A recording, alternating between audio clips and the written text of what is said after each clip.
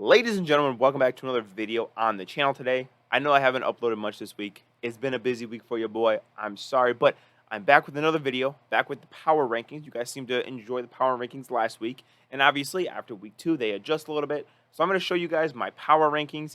And as per usual, we're going to go from the worst to the best. So make sure you stay for the whole video so you see my entire power ranking. All right, you know how it works. We have the tiers for each of the power rankings. 4 tiers. First one is the dog shit teams, starting off at number 32 with the Houston Texans. Now, the Houston Texans are kind of supposed to be dog shit. Their team is really kind of falling apart. The one thing about their team that I thought was redeemable was their offensive line, and it's kind of been in shambles. Their defense is bad. Their offense is bad. On the bright side, though, C.J. Stroud does look pretty good, and for a Texans team that really has no expectations in 2023, I think that is a very significant positive development. And I think you hope that a lot of the other young guys on the roster to continue to grow. So I have the Texans at 32, which isn't the worst thing in the world for them. Next, at number 31, moving up one spot, I have the Arizona Cardinals. Now, the only reason they moved up for one spot is because they look like a competent football team for about 3 quarters. They were whooping the Giants' ass. I mean, I look up and it's 20-0, and I'm like, what the fuck is going on? Is this the Arizona Cardinals? Am I watching a different team? What's going on? Is Josh Dobbs back at Tennessee?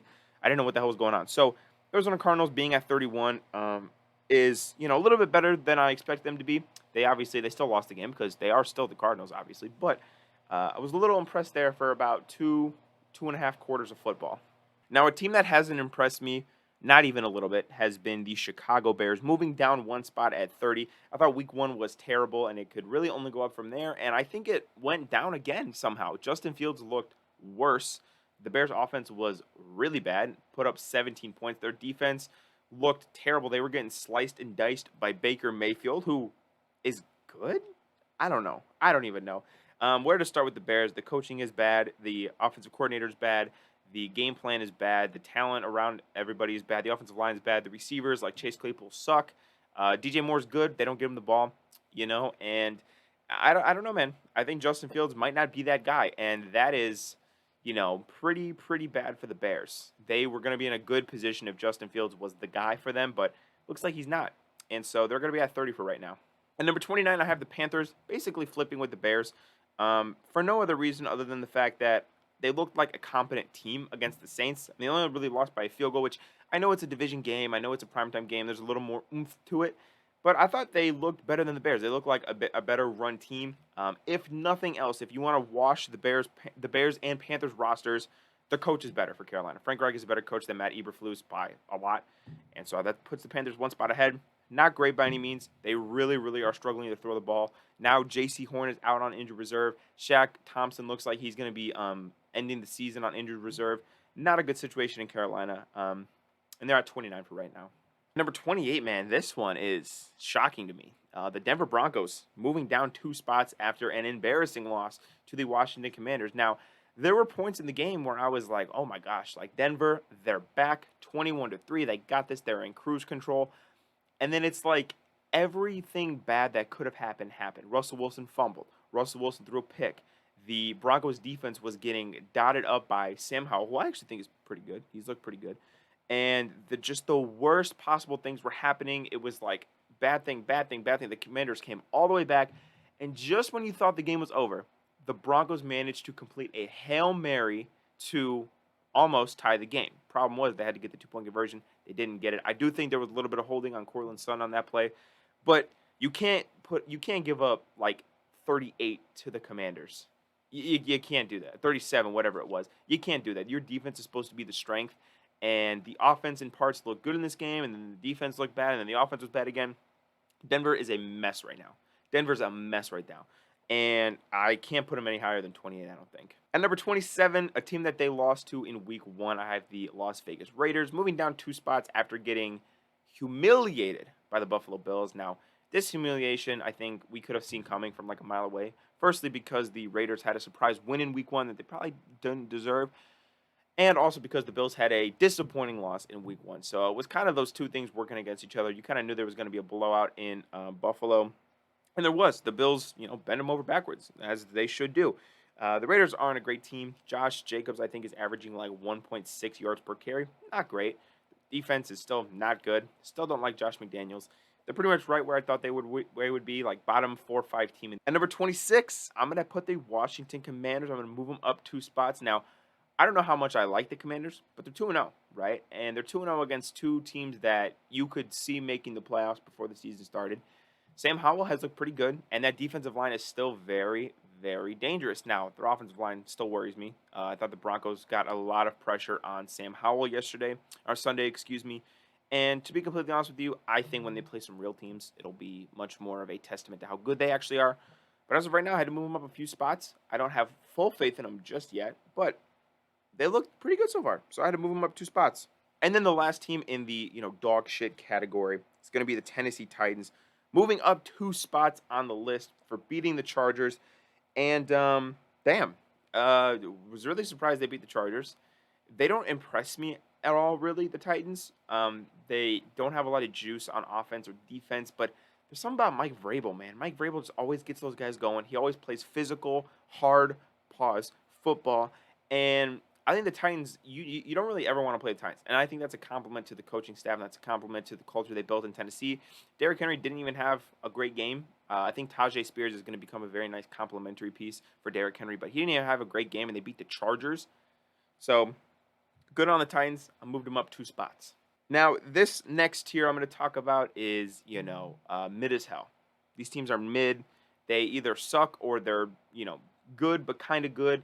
They're right in that middle range, right? Starting off with number 24 is the Tampa Bay Buccaneers. Staying the same from last week. To be completely honest with you, with the way the Bears played, I expected the Buccaneers to win by a touchdown or more against the Bears. And that's exactly what they did. They handled business 27-17. Baker looked good. The defense looked good. But there is probably a little asterisk around it because it's the Bears, and the Bears at this point of the season are like one of the worst teams in the NFL. But I will say I have been encouraged with Baker Mayfield. I have been encouraged with the Buccaneers offensive coordinator and how the play system is going. Remember, that was the guy from Seattle who helped Geno Smith really turn it around. And the defense is good. They seem to be in much better spirits. So 2-0, you can't argue with it. The Bucs stay at 24, though, because I don't really know how I feel about them just yet. At number 23, I have the New England Patriots moving down 1 spot from last week. Now, the Patriots roster is not very good, right? They don't have a lot of juice at all on offense, but Mac Jones has looked better, and that defense is good. I think Christian Gonzalez is set to be one of the star corners in the NFL very, very soon here. The problem is that when they go up against teams like Miami, who played sloppy and didn't, take advantage of all their opportunities, Miami's just way more talented, and so they're just not going to win those games. New England's just not going to win those games. They're well coached, they're disciplined, they play good defense. Their offense, isn't bad by any means, but it's not great. But they just really don't have a chance against a lot of the talented teams that they're going to play, unfortunately. So, Patriots put them at 23. Had to move them down a spot for not beating Miami, but don't love their roster. At number 22, I got the New York Giants moving down 2 spots. You cannot let the Arizona Cardinals build up a 20-0 lead. I don't even care that you won. I really don't. That game was way too close. If that's not the Arizona Cardinals, you're getting 40-pieced once again 2 weeks in a row. It was bad. Add that to the fact that Saquon Barkley is going to miss a few weeks, probably. And you got to play the 49ers in, 2 days. Not a fun recipe for success for the Giants, I will say. I'm worried about Daniel Jones. I'm worried about the offense. They really didn't click a whole lot. And I don't think that they're going to be very good this year. I called in the offseason. I thought they were going to regress. And they've proven me right so far. At number 21, moving up 2 spots, the Indianapolis Colts. I will say I have loved what I've seen from Anthony Richardson so far. But when he went down on Sunday with a concussion, they looked like a competently run team with Gardner Minshew. I think that is a huge testament to what Shane Steichen has done to this team. Gardner Minshew came in, and they didn't miss a beat. They dominated a subpar Texans team after hanging around with Jacksonville in Week 1. Truthfully, I think the Colts are pretty good. I think that they are like a 7-8 win team, which is a lot better than a lot of people expected, I think.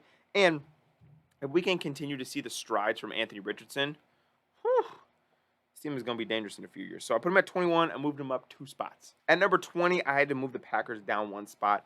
They lost by a point to a Falcons team that I thought was pretty evenly matched. They didn't have Aaron Jones, though, so I'm not going to dock him too much.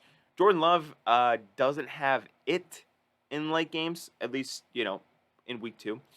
I thought the Packers really kind of choked that lead at the end there, but Bijan Robinson is going to Bijan Robinson, motherfuckers, and he's just going to run for 130 yards. There's really nothing you could do about it. I don't blame the defense that bad. Again, I'm not drastically moving them up or down, but I'm moving down a spot to 20. Number 19, I have the Minnesota Vikings, the highest, I believe, no, second highest 0-2 team on this list. The Vikings are moving up 2 spots, and I thought that they hung around with Philadelphia very, very well. Now, the problem is that, at the end of the day, the Vikings defense is not that good. And when the Eagles realized that they could just spam inside zone up and down the field, pretty much took the game out of hand. But the Vikings actually made it close. Kirk quietly played a very, very good game. And if the Vikings didn't fumble 4 times, I really think they could have won this game in Philly. And that's big for me. So I don't think you're going to fumble 4 times every single week. I don't think teams have the offensive line of Philadelphia to just pound the ball down the field like they did against Minnesota. I think this team is going to be pretty good. I've liked what I've seen from the offense so far. Jordan Addison has been a great addition, low-key. And they still can't run the football, though. Like, Alexander Madison is just not him. Sorry, he's just not. And I think 19 is a good spot for them, right? At number 18, I had to put the New Orleans Saints. Now, here's the thing.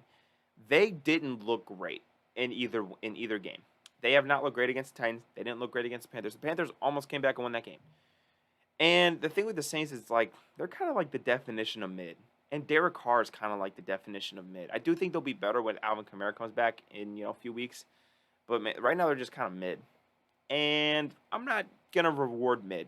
You won. I'm not going to move you up. I'm going to keep you the same at 18. Not been impressed by the Saints. They've just kind of been aggressively mid.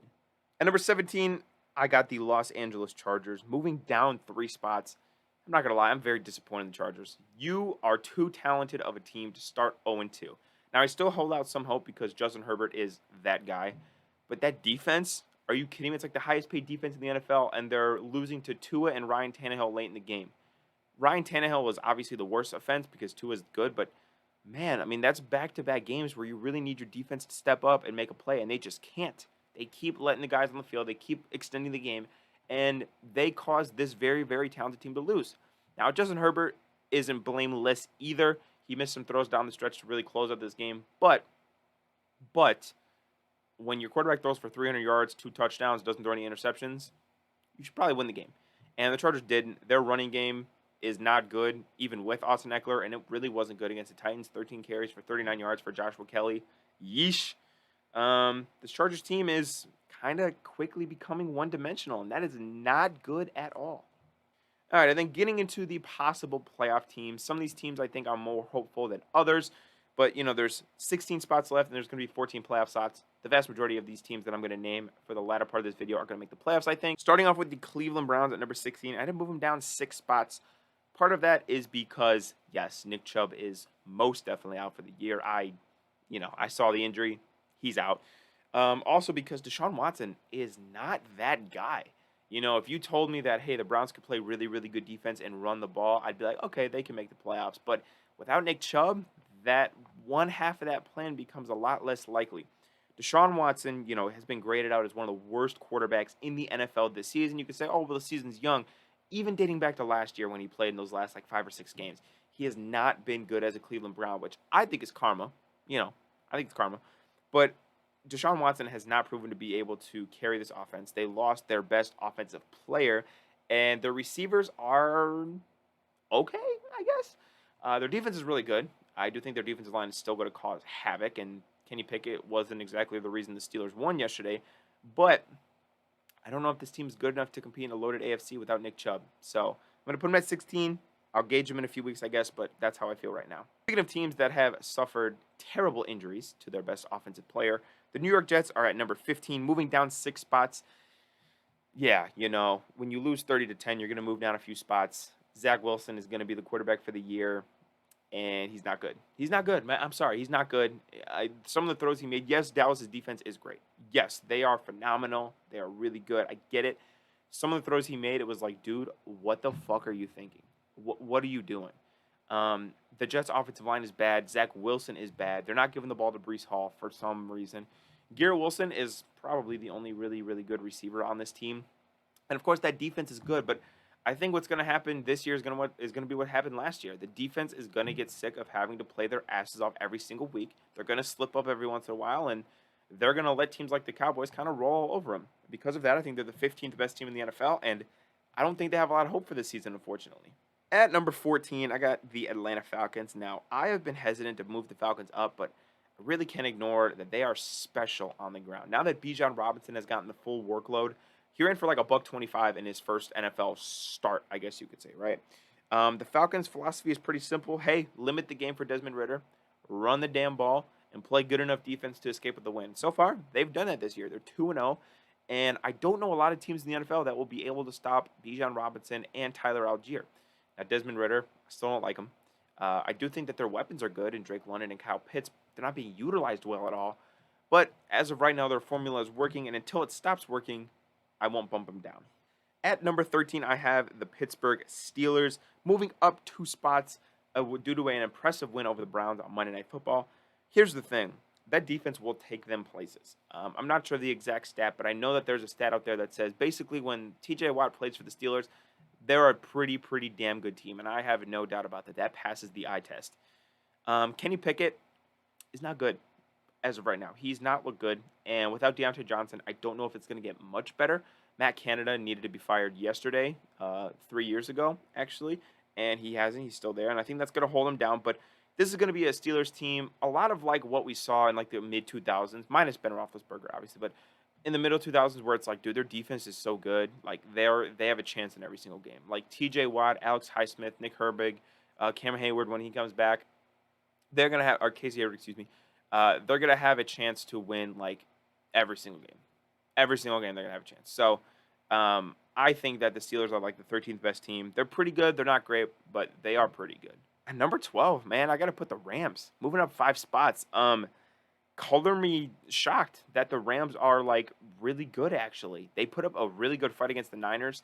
That game was pretty close. The Rams roster is not good on paper, and we saw some of that, with the tipped interception and everything like that, but holy shit, Puka Nacua. He's legit, man. Matthew Stafford is legit. Sean McVay is legit. And shit, man.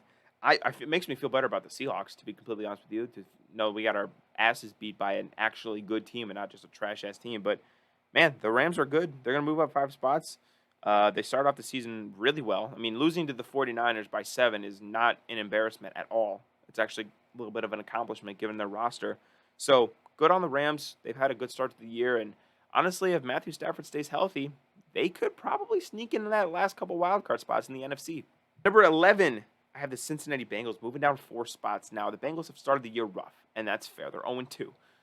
But I still believe in this team, right? This is a team that in the last 2 seasons has gone to the Super Bowl and the AFC Championship game, the 2 healthy seasons of Joe Burrow's career. Now, speaking on Joe Burrow, I am a little bit concerned about the calf injury, but I do think that he kind of found it at the end of the last game. I don't know how severe that calf injury is going to be. I don't know kind of what the prognosis is, but I do think the Bengals will bounce back. I'm really not too worried about them yet. But, if you kind of put yourself in like an 0-3 hole, that's like not really good at all. It's going to become really hard to make the playoffs in this AFC, especially with Baltimore looking good and, the Browns and Pittsburgh having been both looked good. So I'm not panicking yet, but I will be, I think, if they lose 3 in a row. At number 10, I had to put the Detroit Lions moving down 2 spots. A couple negatives from this game. James Houston, C.J. Gardner-Johnson, they're both going on injured reserve. 2 of their best defenders, I would say. Additionally, their pass rush against a Seattle team that was missing both starting offensive tackles didn't look good at all. Their pass rush was like non-existent, which was crazy. But the offense looked good. David Montgomery also might be hurt, so maybe we'll finally get more touches for Jahmyr Gibbs. But other than the pick 6, Jared Goff played a good game. They have Amon-Ra St. Brown who's doing his thing. He's killing it. And this is a good Lions team. Like, I'm not going to overreact to losing to Seattle. I think Seattle's a good team. You'll see that next.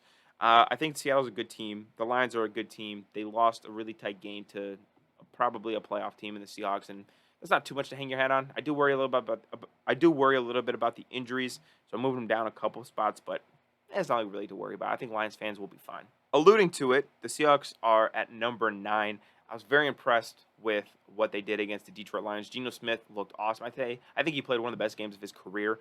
Shane Waldron, I thought, called a beautiful game. The defense made plays. Their run defense has actually been really good. Going up against a good run team in the Detroit Lions, their run defense has been good, which that was their kryptonite last year, so that makes me feel really, really good.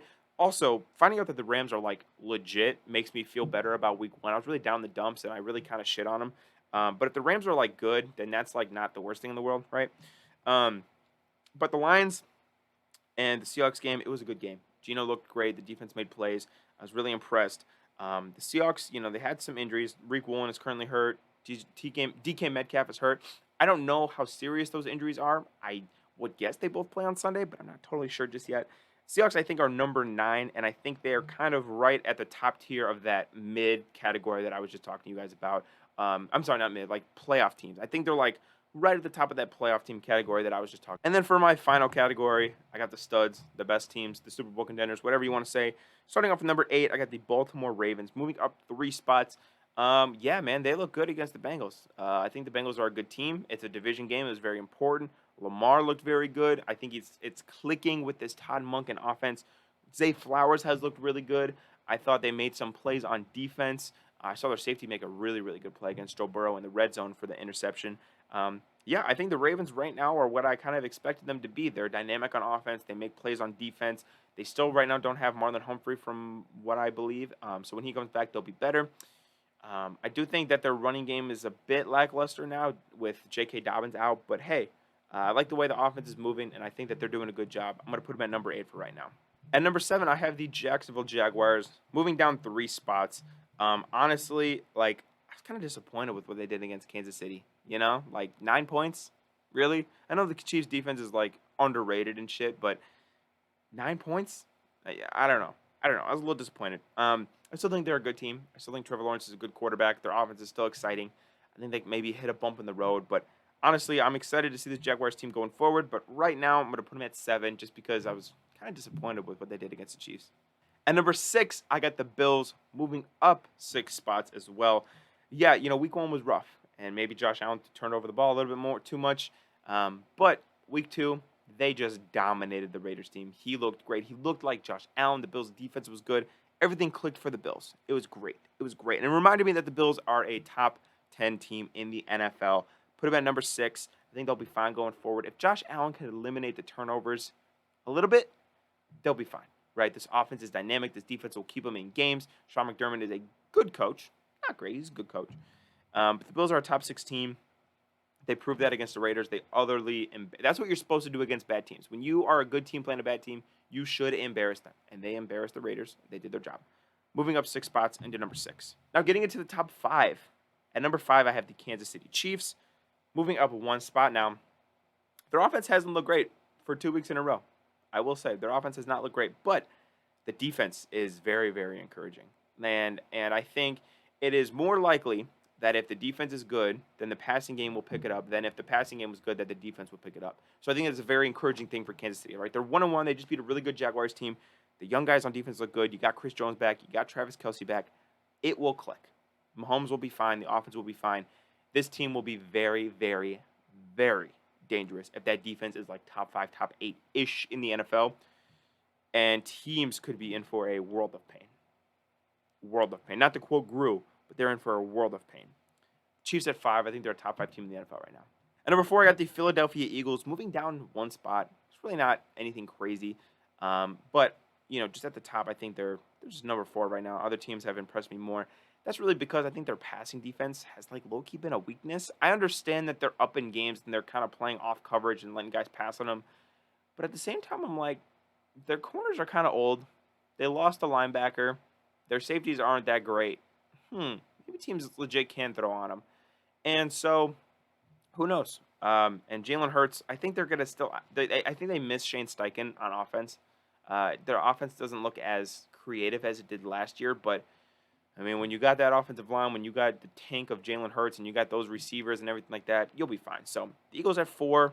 I still have a lot of faith in them. And then my top 3, at number 3, I have the Dolphins moving up 2 spots. I've been impressed with the Dolphins. I think a mark of a good team is when you can win a game in which you don't play your best football. The Dolphins did not play their best football on Sunday night, and they still won against a Bill Belichick coach team. That is an achievement. Tua has looked good in back-to-back weeks, and I think the Tyreek Hill thing is, I think, a good thing that he didn't have a bunch of yards because Tyreek Hill can't go off for 200 yards every single game, right? There's going to be games you have to win without Tyreek Hill being a dominating force. He wasn't on Sunday night, and they still won. I think, again, very, very encouraging. They probably should have won this game by like 10. They had an insane field goal blocked. Crazy, right? And Tua, kind of threw a late pick, which I worry about a little bit. But the Dolphins have been very, very impressive so far. They're at number 3. At number 2, I'm going to flip the top 2 this week. I'm going to have the 49ers at number 2. They didn't dominate. They handled a up-and-coming Rams team. Brock Purdy is looking good in these short and intermediate areas of the field, but I do think he struggles to throw the ball down the field, which is something that Jimmy G struggled with. Just saying. But again, that offense is just ridiculous, like straight up ridiculous. So I think they'll be okay. Their defense looks good as well. And yeah, I mean, there's not really much to say. They kind of just continued their good play from week 1. And then the number 1 team in the NFL, in case you didn't notice, it's the Dallas Cowboys. I hate to say this. I hate giving Dallas Cowboys fans credit, but low-key, the Cowboys, they rock. They rock right now. Dak has avoided turning the ball over so far. Tony Powers looked good. CeeDee Lamb has looked really good. The defense, oh my God, does the defense look good. I mean, holy shit. Michael Parsons looks like the best player on planet Earth right now. And their secondary is making plays. Dan Quinn is he's like Walter White of the defensive coordinators, bro. He's just cooking up the most diabolical defensive scheme I have ever seen. And the Cowboys are just making plays, and they're playing good football. So Cowboys are number 1 right now. That is my power rankings going into week 3. Let me know what you guys think in the comments down below, and I'll see you guys in the next video. Peace out.